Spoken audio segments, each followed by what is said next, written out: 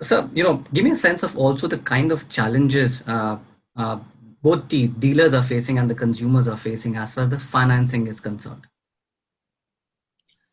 Yeah, from a financing perspective, I think both at the retail financing and also the wholesale or inventory financing, I think it's more or less similar to what it was at the pre-COVID levels. Mhm. Of course, at this point of time, post August 31st, NBFCs and financial companies are slightly cautious because of the end of the moratorium period. So they will be a bit watchful. But yes, on the financing side, it is we are now more or less at the pre-COVID levels. There are challenges in some at some on the operation side, but largely is at Mhm. pre-COVID levels. Right, but anything The good specific? the good thing is there is enough liquidity in the system, and of course that has helped us to go back to pre-COVID levels. But as I said, people are watching. It will be wait and watch post the moratorium period getting over. But the banks are cautious in financing. Is a problem Yes. more in the retail financing? Because I've spoken to a couple of consumers as well, dealers as well, OEMs as well. They said the problem largely is in the retail financing point of view. Yes. Yeah, largely in the retail financing. But as I said, post the August 31st moratorium period conclusion, banks are Mhm. cautious. So I think that cautious thing you will find at all levels. Mhm.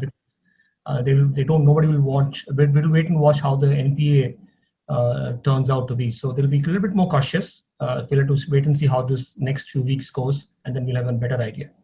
Anything else which is also adding as a deterrent in there while it comes to lending to consumer as well, besides the moratorium period?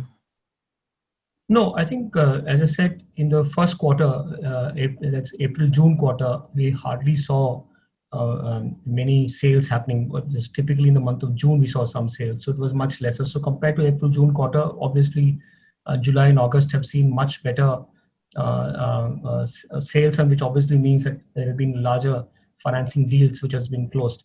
So yes, the financing in terms of both wholesale and retail has gone back to pre-COVID levels, but we'll have to just see how things shape up. But largely operational side, it's much better.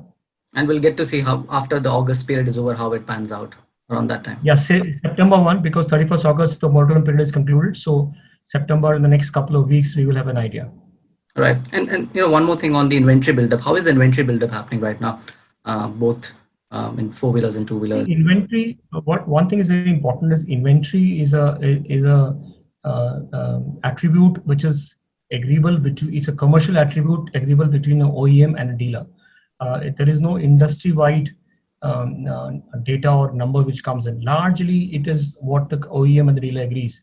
Our feedback is that it is as per normals, especially we're leading into festival season, so that from a norm perspective, we are as per norm. It's not Mhm. very high, but as per norm, what will typically happen when you lead to a festive season.